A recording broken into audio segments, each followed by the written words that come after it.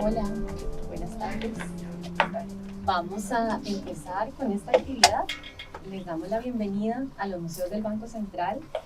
Les saludamos y agradecemos la presencia de ustedes por acompañarnos en esta tarde y noche también en la presentación de esta publicación titulada Quebrarnos nos une, prácticas rituales funerarias precolombinas en Costa Rica, escrita por el doctor Jeffrey Peitrequín Gómez, quien es docente de la Escuela de Antropología y también es investigador del Centro de Investigaciones Antropológicas de la Universidad de Costa Rica. Para contarles un poquito sobre esta actividad, es una actividad educativa que hemos enmarcado en un ciclo de conferencias que se llama Ciclo Nuevas Investigaciones, en el cual es de interés para los museos dar a conocer, como el nombre lo indica, investigaciones de diferentes disciplinas que por sus hallazgos y temáticas enriquecen y amplían los contenidos de nuestras exhibiciones. Para el día de hoy agradecemos la participación de la licenciada Priscila Molina y del doctor Marcelo Gaete, lectores de esta publicación, y quienes seguidamente nos compartirán sus impresiones y comentarios de la lectura. Posterior a la presentación que hagan nuestros expositores, abriremos un espacio para comentarios y preguntas. Ok, vamos a iniciar con la licenciada Priscila Molina. Para contarles sobre Priscila, ella es licenciada en Antropología y tiene un énfasis en Arqueología de la Universidad de Costa Rica y se encuentra cursando la maestría académica en Historia de la misma universidad. Priscila inició su trabajo en los museos del Banco Central, es nuestra compañera.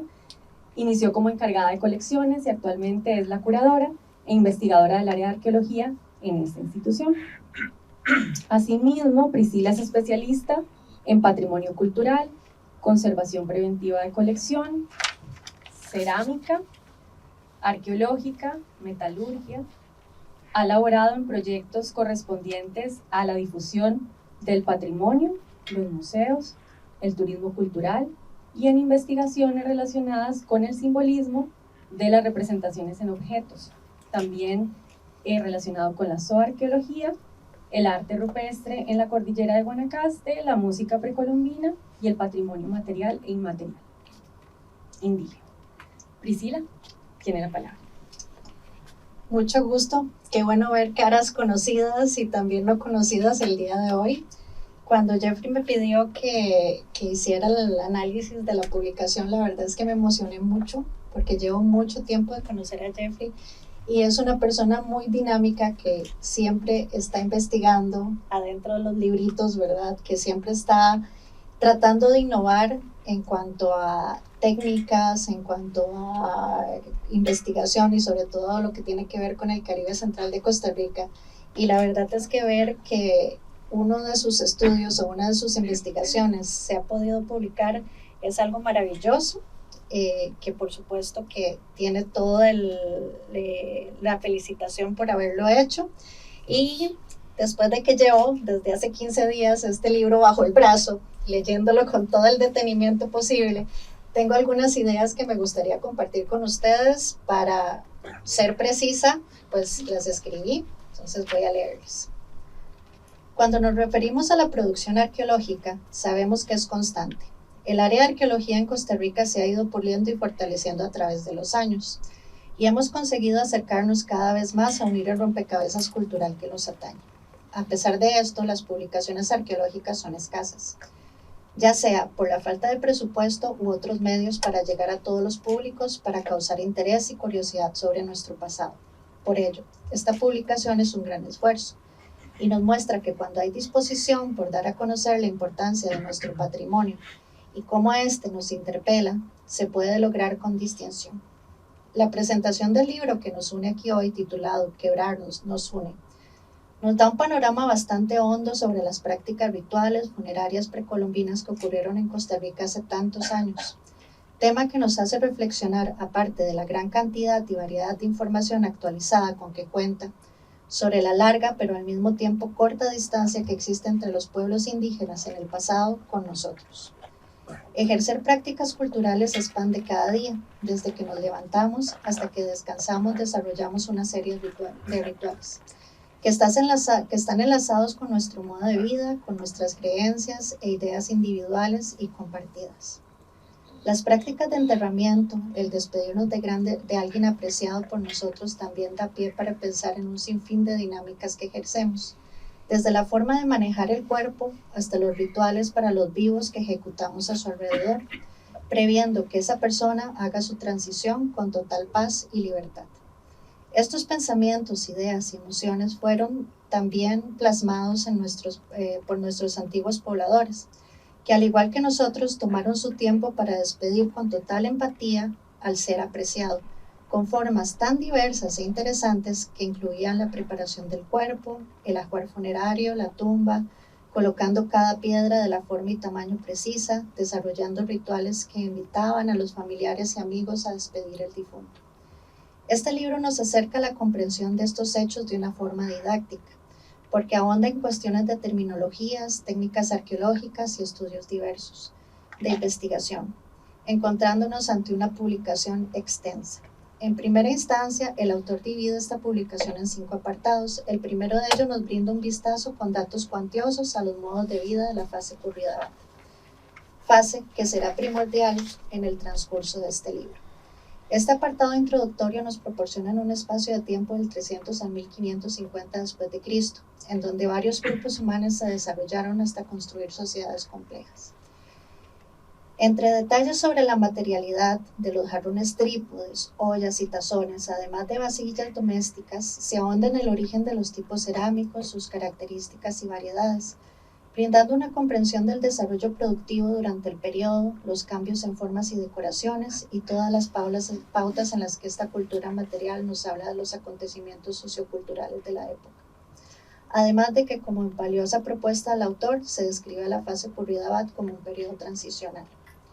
Una vez contemplados estos aspectos, se les da énfasis a temas sumamente relevantes, como la producción de alimentos, la jerarquización, los bienes de prestigio, el prestigio social y las relaciones interregionales, asomando paulatinamente sus hipótesis personales que nos instan a reflexionar sobre la importancia que se ha recabado hasta el momento, de la información que se ha recabado hasta el momento. Luego llegamos al tema particular de las prácticas funerarias, tema en el que se profundiza y detalla lo ritual. En este capítulo es cuando comprendemos a cabalidad la intención del autor cuando nos propone el título Quebrarnos nos une. Frase con doble sentido, a mi entender, que nos hace reflexionar en primer lugar sobre los rituales de enterramiento, la deposición de cerámica quebrada y el matado de piezas, y en segundo lugar sobre el hecho de quebrarnos a la hora de que alguien cercano a nosotros nos abandone en su forma física. El quebrarnos permite que nos unamos como grupo para despedir al ser querido.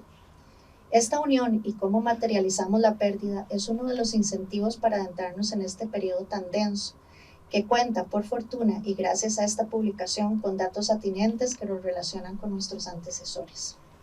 Aparte de las referencias de los reportes y los estudios en sitios funerarios, las formas de enterramiento y la especificación de los rituales, Jeffrey nos permite analizar la parte humana de toda esta materialidad. Entre líneas, nos vamos dando cuenta de la importancia para estas personas de dejar una huella duradera en el tiempo, para recordar y comprender el entramado de acontecimientos grupales que se dio y sigue dando alrededor de la temida e innombrable, la muerte. A pesar del dolor que causa la muerte, no deja de ser interesante el pensar cómo en el pasado se afrontaba, se asumía y sobre todo se celebraba como un periodo de transición, como parte innegable y constante de la vida, y valoramos las distintas dinámicas de apreciación que se han dado de esta a lo largo de 2000 años en la lectura, gracias al análisis interpretativo de los estudios sobre la muerte, su desarrollo y las posibles explicaciones sobre los porqué de la deposición de cerámica quebrada. En el caso específico de la publicación, la innombrable pasa a ser la orientadora. Nos provee de información para visualizar la vida de poblaciones que habitaron el territorio, de humanizar lo material, de enfocarnos en el papel también humano de la arqueología, una arqueología que le importa lo material en función de explicar qué pasó con estas personas y tal vez en pensar en sus ideas e intencionalidad. Cito la publicación. Las vasijas rotas en los cementerios Curridabat no están quebradas porque sí, o solo porque eran un comportamiento cultural característico de la época. No. La rotura de estos jarrones debe ser entendida en contexto social específico y tratar de desentrañar a través del entendimiento de este contexto las posibles concepciones que llevaron a las personas a realizar dicha acción. Esto da pie a que el autor discuta sobre el papel de la arqueología como creadora de historia, ahondando las concepciones de agencia y la interpretación desde lo individual y grupal. Temas relevantes para comprender cómo la arqueología se acerca a un objeto de estudio tan distanciado temporalmente del investigador. El retomar este tema es valioso, debido a que los datos arqueológicos suelen ser compartidos en informes y publicaciones especializadas sin interpretaciones o con interpretaciones parciales, dando la impresión de que el arqueólogo realiza ejercicios subjetivos de interpretación, sin conocer lo profundo del análisis y el proceso exhaustivo que pasa para tratar de estructurar con evidencia hasta la más simple afirmación. La arqueología es una ciencia social que se apoya aparte de la antropología, de la filosofía, de la sociología, de la biología, de la lingüística, de la matemática, de la química, de la geología y de múltiples áreas para lograr acercarnos a una realidad pasada. El objeto de estudio de la arqueología es el más complejo, el estudio del ser humano mismo, y por ello recurrir a estrategias simplistas que se encierran en la subjetividad no es parte de la labor real de un arqueólogo. Este libro evidencia lo exhaustivo de la investigación, retomando aspectos de hallazgos arqueológicos, el análisis de materiales y la discusión de las hipótesis de diversos autores, sus escuelas y la definición de líneas de investigación que implicó la recopilación, análisis, excavación, clasificación de cientos de sitios y materiales arqueológicos y etnográficos mitológicos para acercarnos a todas las posibles interpretaciones de una reconstrucción muy acertada y fundamentada en la evidencia existente para la fase Curridabat. Como menciona el autor, una de las fuentes que más provecho se le sacó en este trabajo y que los arqueólogos manejamos y analizamos desde diversas perspectivas a la hora de realizar las investigaciones es el material etnográfico y las fuentes narrativas de los pueblos indígenas. Insumo sumamente valioso tomando en cuenta que en el tiempo se van reelaborando e interpretando. Presentan relaciones muy directas con el pasado de estas personas, antecesores de los grupos que habitaron el territorio.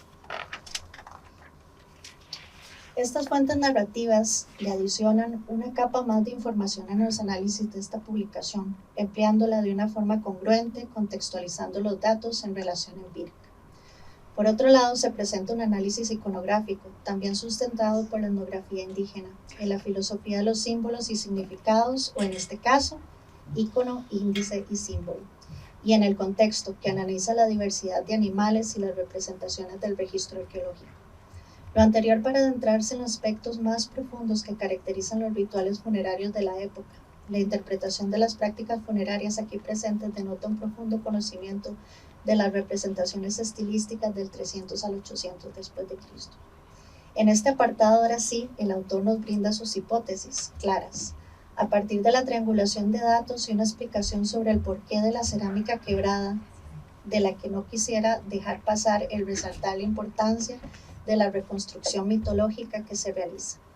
La misma hace hincapié en un corpus teórico e interpretativo que destaca y se empapa de un discurso fuertemente sustentado que nos hace pensar nuevamente en el concepto de quebrarnos nos une.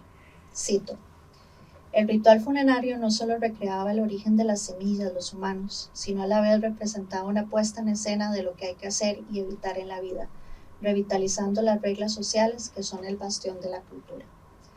¿Cómo nos puede unir la cerámica quebrada en sitios arqueológicos del 300 al 800 después de Cristo? Bueno, de múltiples maneras. Como seres humanos, como seres individuales y sociales que tienen la necesidad de materializar sus ideas y pensamientos, de formas tan diversas que se transforman y reinterpretan a lo largo del tiempo. ¿Cómo quebrar un objeto nos relaciona? Quebrar no se refiere al simple hecho de arrojar o destruir, sino que tiene una serie de implicaciones epistemológicas y metafóricas que explican el trasfondo de un pensamiento profundo de una sociedad antigua. ¿Por qué quebrar no es destruir?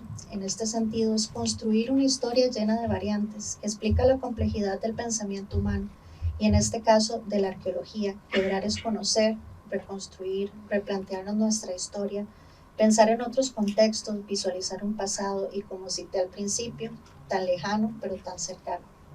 Quebrarnos es lo que hace esta publicación, reconstruir un espacio de tiempo, replantear formas de interpretación, analizar los datos desde una perspectiva honda, reinterpretar y darnos un empujón para visualizar la importancia de comprender las formas de pensamiento de un periodo específico. Felicito al autor Jeffrey Beitraki por quebrar esas paredes que implican la divulgación de nuestras investigaciones, por quebrar la barrera de exponer ideas e interpretaciones, por quebrar al lector permitiendo que se adentre en temas tan silenciosos como la muerte. Haciendo honor al título, Quebrarnos nos une, y esta unión se vuelve más fuerte cuando apreciamos los impulsos de nuestros colegas, una labor conjunta de todos los arqueólogos para cumplir con una misma misión, el conocer quiénes eran las personas que nos antecedieron y cómo concibieron su mundo. Muchas gracias.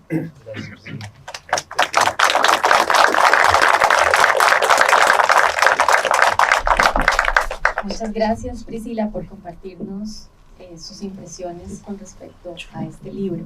Vamos a continuar con las palabras del doctor Marcelo Gaete. Voy a presentarles al doctor Gaete.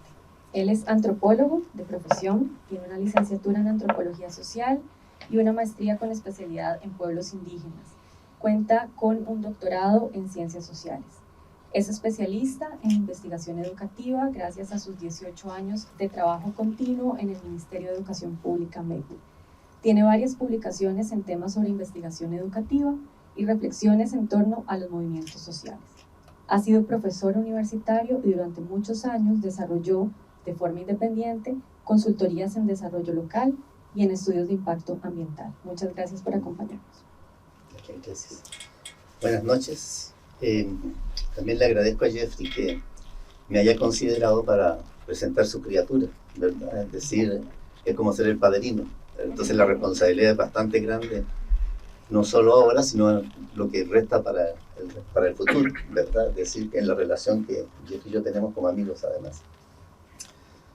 Yo también los comentarios que voy a hacer los hice por escrito, básicamente por el tiempo y para la precisión a veces de los conceptos. Entonces también voy a leer, me van a disculpar. Me encantó la presentación de Priscila porque va mostrando un poco el proceso de la construcción de la información arqueológica contemporánea, ¿verdad? Muy distinta a la época en que yo estudié arqueología en la Universidad de Costa Rica en los años 80. Entonces, curiosamente, mi presentación se va a complementar un poco con una pequeña reflexión sobre el pasado, sobre el pasado reciente, los años 80. Dice, en los años 80, en los que estudié en principio arqueología y luego antropología, en el departamento de antropología se percibía la aversión manifiesta hacia el procedimiento interpretativo conocido como analogía etnográfica. Esta se consideraba como una especie de truco que no conduciría al conocimiento de los pueblos precolombinos. Por el contrario, la arqueología se concebía como una disciplina puramente clasificatoria y recolectora de datos, siendo el momento más emblemático de la práctica arqueológica la del laboratorio, momento en el cual nos enseñaban con meticulosa precisión a enumerar y codificar cada tiesto que se hubiera encontrado in situ o en cada nivel estratigráfico cuando teníamos la oportunidad de realizar tan magno procedimiento. No entendíamos muy bien entonces de dónde procedía cierto aburrimiento y tedio laborioso, y uno se inspiraba en la actitud y rostros enjutos de quienes en ese momento dirigían el laboratorio. Al decir de un profesor de la época, el trabajo consistía en buscar, excavar y recolectar indefinidamente material arqueológico y llegaría el momento, en algún momento en el futuro lejano, de interpretar. Es decir, el cúmulo de datos recolectados de repente iba a mostrar su significado, es decir, iba a aparecer el significado en el cúmulo de datos que se recolectaban de una manera, una paciencia enorme, ¿verdad? En todos los años que estuve en arqueología, eso nunca ocurrió. La mayoría de las veces se considera que la analogía etnográfica, la interpretación del pasado desde el presente, era un procedimiento no científico. Hay que acotar que en esos años se le tenía también aversión a la especulación cultural, y desde el departamento se daba una lucha sin cuartel al discurso de la influencia de seres extraterrestres o de la Atlántida a los retos arqueológicos. Muchos recordarán cómo se odiaba a Ibar Zap, en una época en que era tanto el miedo a especular que cualquier cosita que parecía como una interpretación fuera de los datos se convertía en una especie de imaginación, ¿verdad?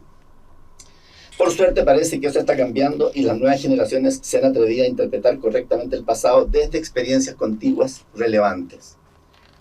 No cabía pensar en la posibilidad de que los procesos comparativistas, y más específicamente interpretativistas, pudieran basarse en experiencias étnicas, contiguas, transversal y longitudinalmente, de pueblos, sociedades y culturas, cuyo desarrollo se interrumpió materialmente, aunque es dable pensar que no así su mitología, al menos no inmediatamente y menos durante el periodo de conquista y contacto, tal como lo señala el doctor Petrequino. En esta dirección, celebro profundamente el libro que ahora estamos presentando. En él se presenta muy hilvanado una serie de explicaciones e interpretaciones histórico-mitológicas en relación a los ritos funerarios en el Valle Intermontano Central durante el año 300 al 800 después de Cristo, fase cultural denominada Khurridabat. El libro, constituido por 5 capítulos, es una experiencia de lectura relativamente fácil y fluida de leer para cualquier público. No obstante, los 3 primeros capítulos son algo más complejos para las personas no entendidas, es decir, para los que no somos arqueólogos. Son algo más típicamente arqueológicos, en donde mediante vastas y detalladas descripciones de los sitios de cementerios de la fase Khurridabat en discusión, se muestran las características de estos enterramientos. Estos capítulos requieren de un estado de ánimo casi arqueológico en las personas no arqueólogas. Imagino que las personas especialistas disfrutarán cada detallada descripción. El capítulo 3 presenta un robusto arsenal de conceptos teóricos con los cuales el arqueólogo enfrentó el triple reto de describir, comprender e interpretar por medio de una analogía etnográfica situada y contextualizada histórica y sociológicamente. Al respecto, siento la necesidad de señalar que la integración de autores de distintas disciplinas, arqueología, antropología, historia, sociología y filosofía, que realizó el autor de este texto, muestra fehacientemente que la arqueología como ciencia social se enfrenta a un fenómeno sintético, como lo es la vida social, que requiere de una aproximación holística y no sesgada positivistamente. Es decir, la separación de un fenómeno en distintas partes es solo un mecanismo metodológico, dada la dificultad de abordar un fenómeno de modo total al mismo tiempo, como lo haría el budismo, por ejemplo, cuando se enfrenta al tema central de la vida, ¿verdad? Entonces es una aproximación puramente intuitiva. De este modo, la razón científica implica, luego del análisis, proceder a la síntesis interpretativa, y es ello lo que el libro de Jeffrey realiza.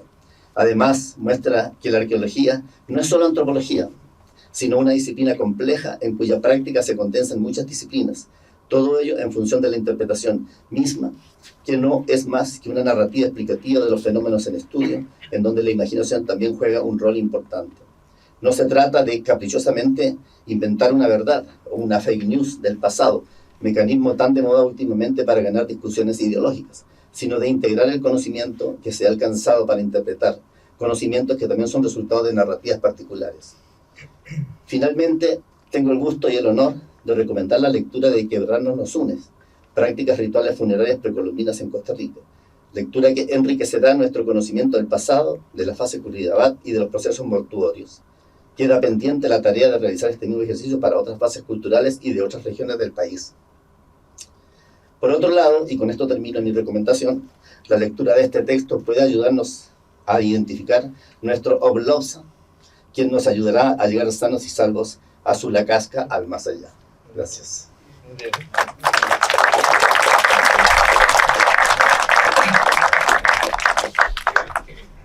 Muchas gracias, doctor Marcelo Gaete, por brindarnos su lectura y a Priscila por también compartirnos sus impresiones. Ahora vamos a abrir un espacio para preguntas y comentarios del público y tenemos una primera intervención que es del autor. Muchas gracias, Claudia. Y como vamos a venir y no a hablar el autor, ¿verdad? Voy a robarme 4 minutos máximo.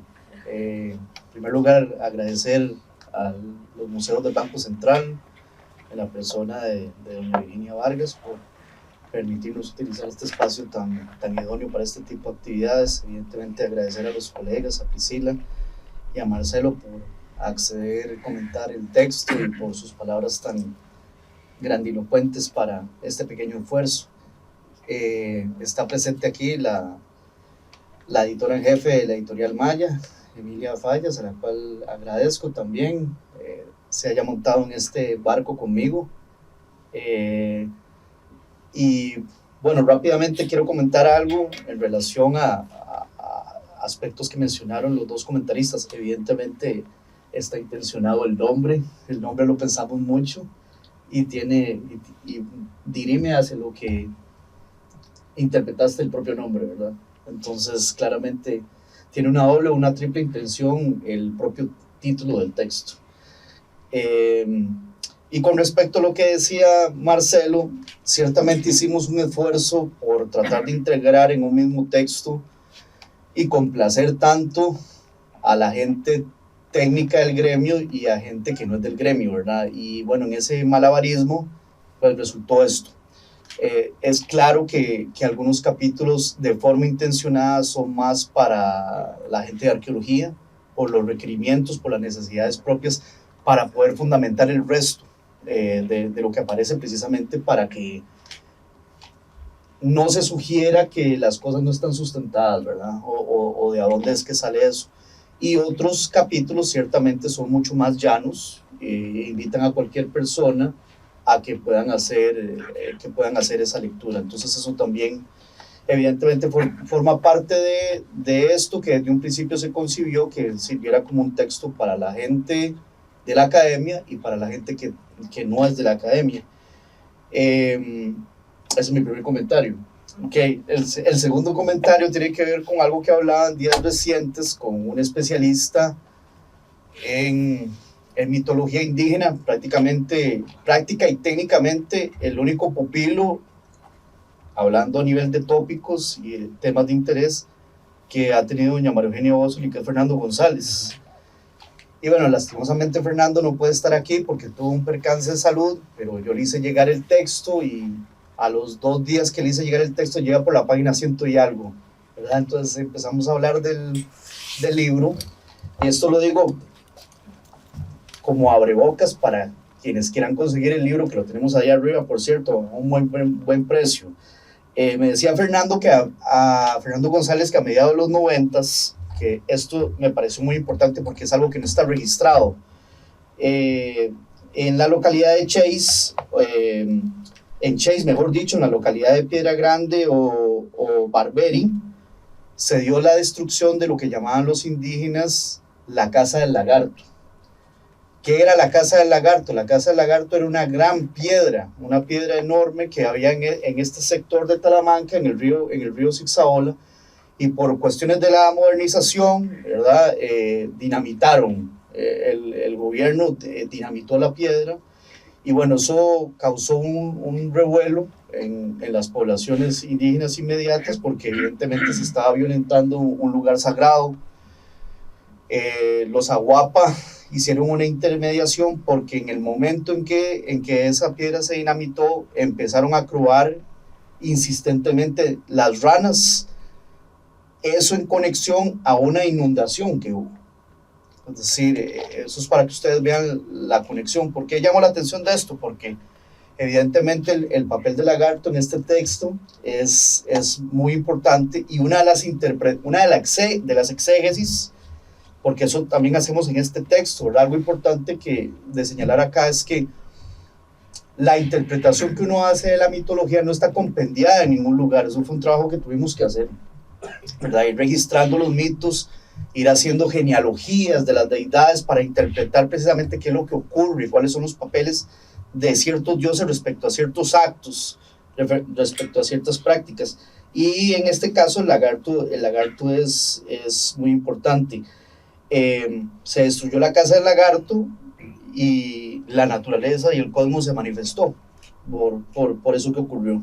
En una interpretación que hacemos, conectamos el hecho de que los indígenas mencionen que hay una piedra donde se montan las almas para ir al más allá en este pasaje escatológico, y precisamente la interpretación que hicimos sin conocer este relato fue que ese lagarto esa piedra era una metaforización del lagarto cosmológico, ¿verdad? Entonces quería llamar la atención sobre eso.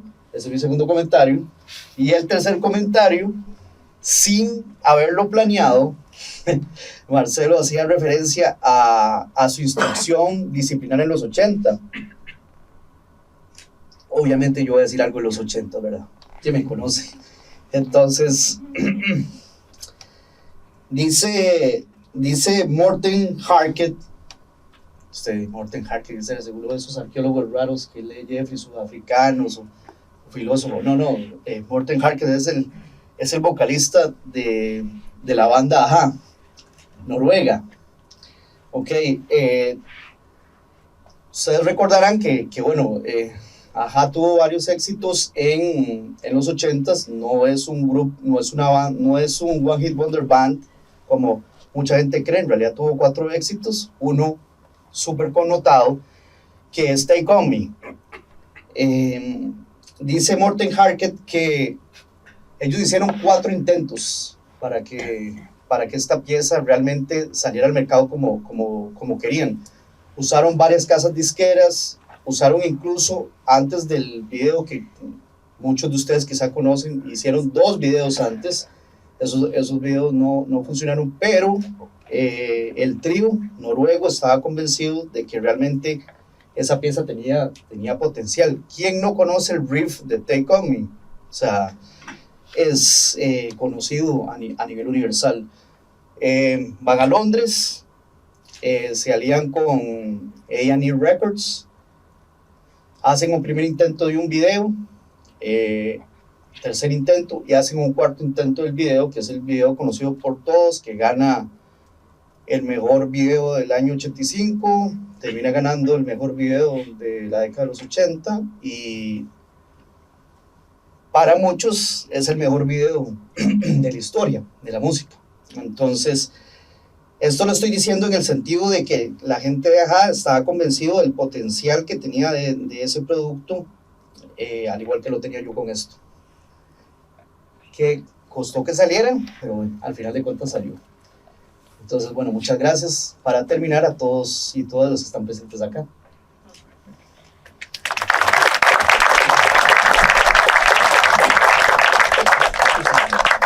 Muchas gracias, Jeffrey, por esos comentarios también que complementan la lectura que nos dieron los expositores. No sé si hay personas del público que quieran preguntar o comentar algo sobre lo que se ha estado hablando a lo largo de esta tarde.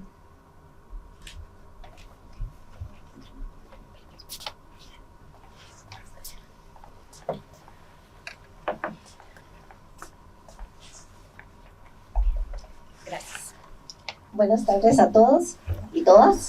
Estoy muy contenta de verlos también, a muchos que hace tiempo no veía, entonces aprovecho para saludarlos. Felicitar mucho a Jeffrito, a Jeffrey Patrick King, ¿verdad? Por esta excelente producción. Me encantó cómo nos lleva al proceso para entender muy bien su interpretación y cómo son los rituales funerarios. Pero además de eso, de ese gran aporte que tiene el libro, que esa es la parte fundamental, me encantó que la fase curricular esté arriba otra vez, o que la entiendan mejor, porque hubo una época, yo soy de los 80s, hubo una época en que estaba apenas, que no se conocía bien, incluso hubo gente que la cuestionó muchísimo, la fase curricular. Entonces, es como una reivindicación de la fase curricular, la volvemos a tener al frente con las otras fases que se complementa muy bien. Entonces, eso es un aporte también muy valioso del libro, ¿verdad? Que la fase curricular está entendiéndose mejor. Entonces, pues lo felicito muchísimo. Gracias. Muchas gracias. ¿Alguien? Gracias, Maguito. ¿Alguna pregunta? ¿Comentario? Yo. Por aquí. Gracias. Felicitaciones. Gracias. Para los que no somos ni arqueólogos ni antropólogos,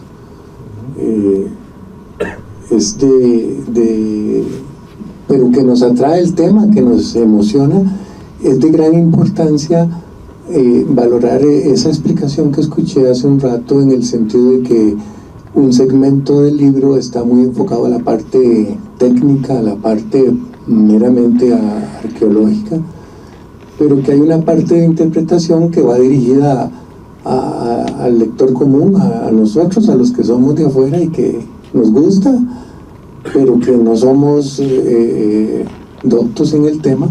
Sin embargo, yo diría que ese es un gran esfuerzo, lograr que una parte científica se traslade, porque nada más importante que este tipo de información fluya entre la población, entre todos los ciudadanos, ¿verdad? En ese sentido, bueno, compré el libro hace unos minutos, entonces no lo he leído, pero sí me interesaría, por favor, porque creo entender que las piezas cerámicas se fracturaban a propósito,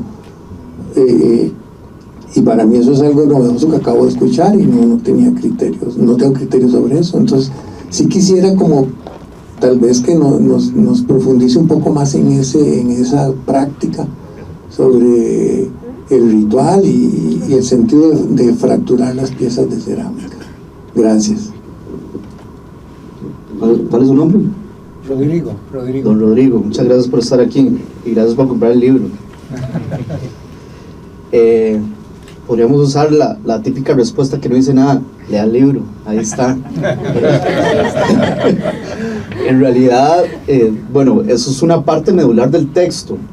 Quisiera empezar diciendo que algo fundamental es que esto no, a nivel general, esto no es una práctica única. En realidad, alrededor del globo, en ciertas épocas, la gente manifestaba rompiendo, digamos, ofrendas o pertenencias de los difuntos o de los dolientes.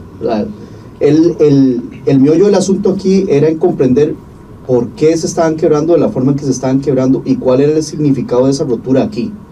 Porque, como le digo, o sea, yo también presento algunos ejemplos también en el sentido de que no es tan fácil como decir voy a agarrar una explicación de Sumatra Occidental, de gente que quiebra las vasijas, y voy a apropiarme de eso, ¿verdad? Por eso precisamente el tipo de analogías que utilizamos para interpretar eso son analogías de carácter contextual e histórica relacional, no analogía general, que era el temor ese grande que existía y que se sigue haciendo también, ¿verdad? Eso no es que y eso sí es bastante problemático. Entonces, a partir de la reconstrucción de las mitologías de grupos talamanqueños, pues llegamos a la interpretación que realmente algo importante que tiene este texto es que ve los objetos con agencia. Eso es algo fundamental. Para nosotros, a nivel occidental, es muy difícil entender eso, por nuestra filosofía, por cómo nos han criado. Digamos, para nosotros están las personas y todo lo demás. Es más, para la mayoría de gente ni siquiera los animales tienen alma.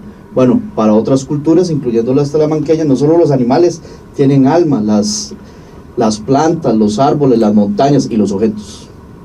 Entonces, claramente, cuando se disponía de ciertas formas, las ofrendas, sea de forma entera o sea rompiéndola, no hay que olvidar eso.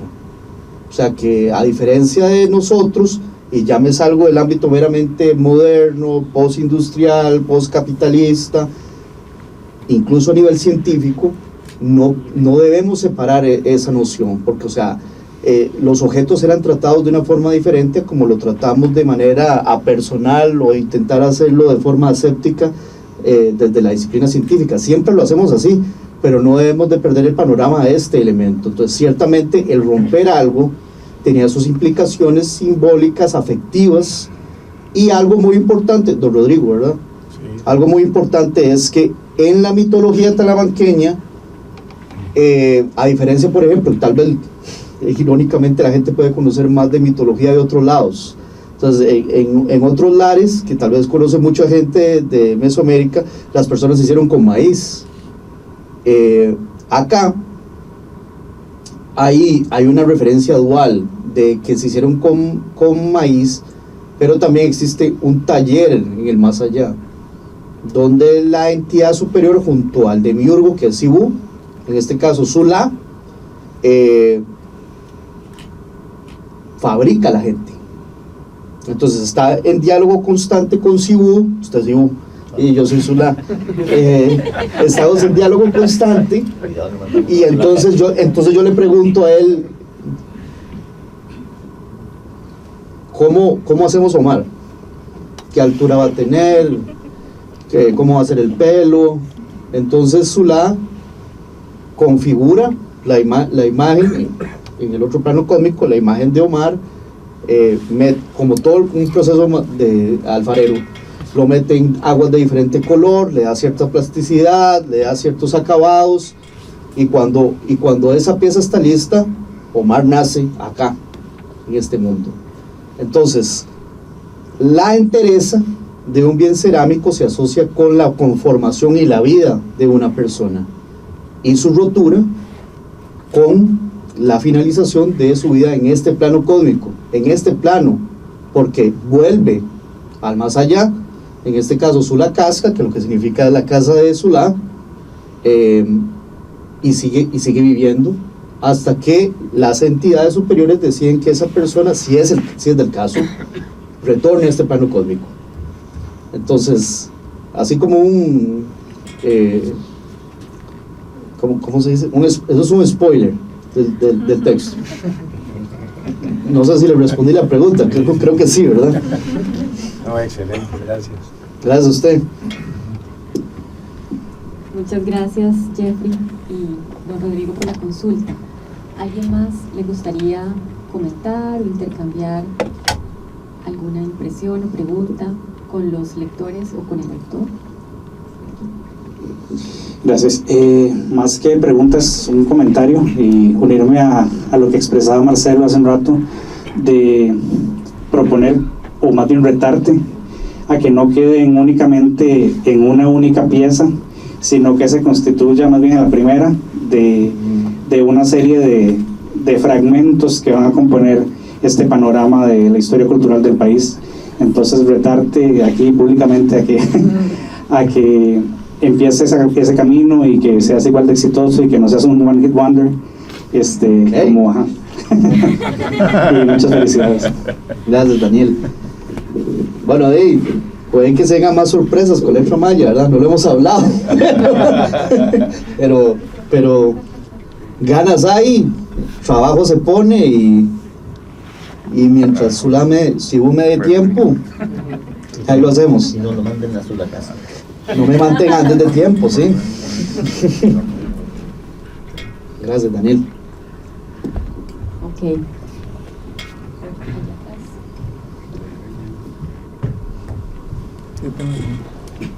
Vamos a escuchar eso. Bueno, buenas tardes, buenas noches. Yo aprovecho y me monto un poco en el comentario que hizo don Rodrigo sobre, ¿verdad?, como las personas que estamos interesadas en la temática, que no somos antropólogas, que no somos arqueólogos tampoco, otros tipos de científicos sociales, sabemos, existimos. Yo quisiera, pues obviamente, rescatar, ¿no?, un tema tan bello y que le llevó quién sabe cuánto tiempo de investigación y demás. Creo que siempre queda como esta pequeña deuda de la academia, no necesariamente de quien escribe el libro, del autor, etcétera, pero sí como de socializar, ¿no?, y de llevar este tema a otros ámbitos, a otras personas, a otras comunidades, porque esta es como una memoria de todos y de todas, ¿no?, de todes, y si se queda como en esta esfera de únicamente la academia y entre los que estamos aquí y demás, yo siento que perder esa memoria es un poco como, es como la muerte, ¿no? O sea, si no sabemos de dónde venimos, estamos condenados a no existir, creo yo. Y pues sería bello, ¿no? No, como digo, no siento que sea una responsabilidad meramente del autor o suya, pero sí, pues ojalá que se logre llevar eso a otros ámbitos, ¿no? A la educación popular, a la educación pública, a las infancias, y siento que es una labor conjunta y que se co-crea, digamos. Nada más es como un deseo. ¿Cuál es su nombre? Yuré. Juret. Yure. Muchas gracias por el comentario. Sí, eso es un reto para todos nosotros, constantemente, pero no crea, algo de eso tiene que ver la decisión estratégica de publicar esto con una editorial no institucional, precisamente que la circulación del texto y la posibilidad de acceso al mismo sea diferente a editoriales institucionales que literalmente solo la gente que pertenece a esas instituciones casi que consume sus textos, ¿verdad? Entonces también la intención que hubo, y obviamente que saliera el texto pronto y no durara 10 años saliendo también, por supuesto, se tomó en cuenta para ello. Yo decía al principio que agradecía este espacio. Yo aquí me siento realmente como en mi casa. De vez en cuando aquí damos charlas cuando a mí me invitan, y si hay que ir a algún lugar a compartir, pues siempre estamos dispuestos para eso, ¿verdad? Ciertamente hay una deuda del gremio arqueológico de bajar más la información de una manera asequible para toda la población, y a su preocupación le sumo otra más para que salga más preocupada, no sé, algo, aunque sea poco, se da en educación formal básica sobre arqueología de este país. No debería ser tan poco, pero el problema más grave es que la información que se da es prácticamente actualizada con la información que había a finales de los 70 y principios de los 80. Y hay que hacer algo con eso, claramente. Muchas gracias. Muchas gracias. Tenemos un comentario, ¿usted? Sí, Sí, tenemos un comentario por ahí y después venimos con don Marcelo. Bueno, Jeffrey, ya hablamos y te expresé lo interesante y el coraje que toma hacer un libro de este tipo, ¿verdad? Entonces mi pregunta va en ese sentido. Cuando se estudia Talamanca arqueológicamente, ya que el ligamen analógico es con Talamanca, ¿verdad? Y no hay mucha evidencia de la relación entre Talamanca y el Valle Central como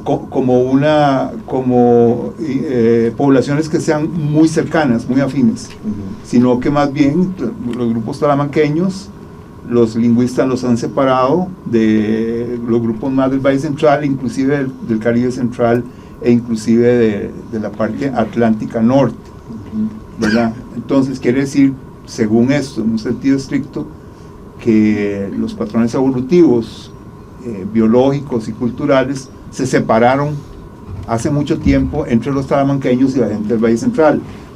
Pero dado que esta analogía tan interesante se cifra entre Talamanca y el Valle Central, ¿vos crees que hipotéticamente, cuando se estudie Talamanca arqueológicamente, todas estas tradiciones, como las que vos están señalando, van a tener una grandísima proyección, muchísima más proyección cronológica de la que se tiene en el Valle Central? Porque, digamos, estamos como en el núcleo donde quedó la mitología. ¿Y por qué al final de la secuencia talamanqueña no existían estos patrones? Bien, ¿verdad? excelente pregunta. Lo primero que tendría que decir es que, a diferencia de lo que estás diciendo, precisamente yo pongo la evidencia que sostiene que hay conexión genética, histórica y cultural entre el Valle Central y Talamanca.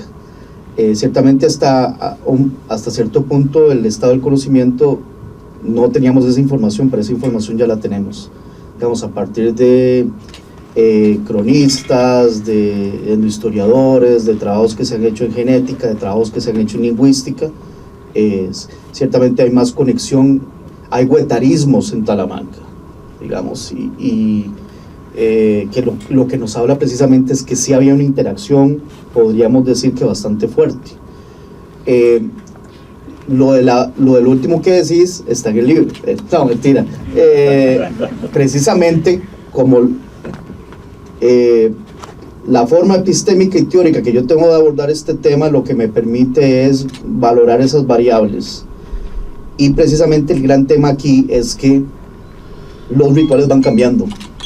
Entonces, lo que vos estás diciendo es muy interesante, pero habría que tener cuidado, del cual yo llamo la atención. Cuando empieza a incidir la llegada de los españoles, los rituales indígenas que empiezan a modificarse y se mantienen un poco todavía en el siglo XIX, donde tenemos evidentemente esas grandes etnografías, aunque la gente de antropología dice que eso no es etnografía, pero para mí es más etnografía que otras etnografías, de Pithier, de William Gabb, aunque no era su intención, pero es excelente la información que viene ahí.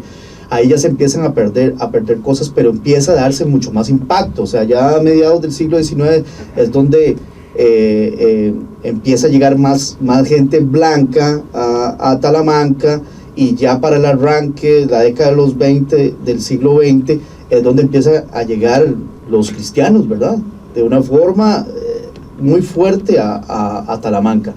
Entonces, eso tiene una incidencia en el cambio de las costumbres funerarias. Entonces yo hago una reconstrucción diacrónica precisamente de por qué esto pasa en Curry y no pasa después, o no pasa antes.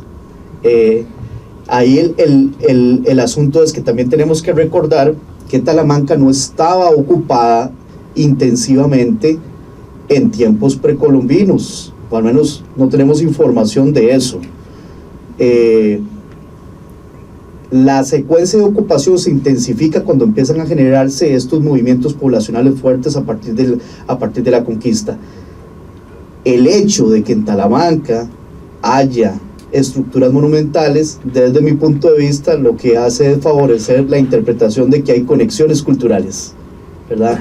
No los hemos estudiado, no hemos estudiado ese tipo de arquitectura, pero es claro que hay conexiones morfológicas y dimensionales en lo poco que sabemos de Talamanca. Aquí está presente precisamente el compañero Michael, aquí en primera fila, ¿verdad? Él es Bribri, y con él tenemos, me voy a incluir, pero es un proyecto de él, yo nada más lo estoy acompañando, porque así tiene que ser, el proyecto de él. Precisamente, él está haciendo un trabajo de Sulayón, que es donde se inició la vida, no solo los Bribris, de todos. Entonces, ahí hay arquitectura monumental. Es el África. Entonces, los biólogos dicen que es África. Ya. Entonces, te podría seguir respondiendo, pero mejor te lees el libro. ¿Está bien? Ya lo leí. Ok. Ay, sí. Ah, bueno, muy bien. Esa es la tarea. Y está muy bien, Tenemos la intervención de don Marcelo. Viniendo de usted eso, sin palabras. Discúlpame, Jeffrey, que me meta aquí, ¿verdad? No debería, ¿verdad? El protocolo no dice que el comentarista interviene. Solo que quería comentar lo que dice la compañera, ¿cómo se llama usted? Yure. Yo no sé si han visto ese chiste de los dos campesinos que están leyendo un libro y uno le dice al otro, no entiendo las palabras que se están escribiendo en este libro, y el otro le dice, ¿y de qué trata? De nosotros, dice, ¿verdad? Y creo que esa extensión del conocimiento no es un fenómeno solo de extender el conocimiento, sino de instruir procesos de coproducción de conocimientos con pueblos indígenas, ¿verdad? En donde estos participen directamente en los procesos constitutivos de interpretación de sus circunstancias y de su realidad, y no que sigamos siendo intelectuales mestizos, digamos, muy bien intencionados, los que queramos producir el conocimiento que necesitan, los que nosotros creemos que necesitan, ¿verdad? Y no lo que realmente los pueblos originarios están hoy día trabajando. Y eso tiene que ver con las agendas políticas de los pueblos originarios, ¿verdad? Que puede ser que a uno mismo no les parezcan las más interesantes, que uno diría es otra, pero sin embargo hay que respetar esos procesos. Entonces, creo que esos procesos de educación popular, de extensión del conocimiento, de extensión universitaria o de extensión de la agencia personal, tienen que ver con ser capaces de instruir procesos con las personas para producir las narrativas que a las personas hoy les sirven para vivir y para sustentar sus modos de vida, ¿verdad? Para sustentar su existencia futura, ¿verdad? La ancestralidad, el derecho a la tierra, la autonomía, el derecho a pensar como quieran pensar, el derecho etcétera, en el marco de un Estado nacional que ha tenido muchas dificultades para tolerar y para aceptar la diferencia, ¿verdad? No solamente pueblos indígenas, aceptar la diferencia en general, las diferencias, las distintas diferencias que hay.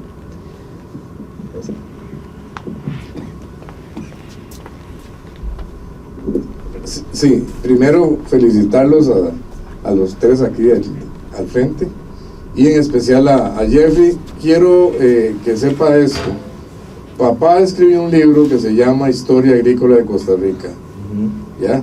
Y ahí queda muy señalado, por ejemplo, aquí en el Valle Central, la desaparición de los,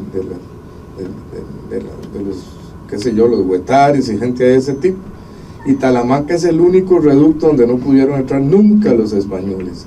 Entraron los ingleses incluso, y se llevaron vibrís para Jamaica. Y hay gente de Jamaica que ha vuelto aquí porque en su tradición oral y de sangre y todo que hay ahora moderna, podemos decir, sí, tiene genes de Costa Rica. Entonces, también hay que leer el libro ese, que es un libro donde está papá poniendo al español como un exterminador, los primeros exterminadores de los pueblos originarios, como se expresa el profesor, que los hicieron esclavos y los llevaron incluso de allá de Limón a Cartago. De Cartago salieron y se escaparon y salieron corriendo para Talamanca, ¿verdad? Eso te da ese apoyo en el libro, y que yo desde pequeñillo que empezó papá a escribir ese libro, pasaron como 30 años, entonces me contaba ciertas partes, ustedes que son antropólogos, historiadores y todo, porque el contacto que yo tuve primero con un curador del museo fue cuando con un tractor de oro estaba limpiando un terreno y me pareció un cementerio indio, pero ahora yo he estado un poquito más entrapado en eso.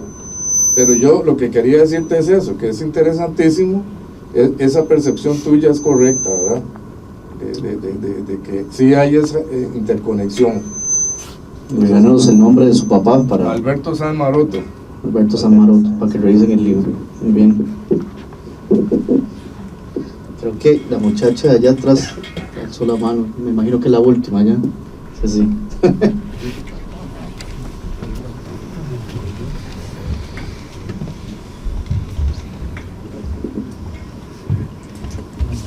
Buenas, vamos a ver, yo creo que bueno, yo vivo a la par de una estructura monumental y me parece un gran privilegio.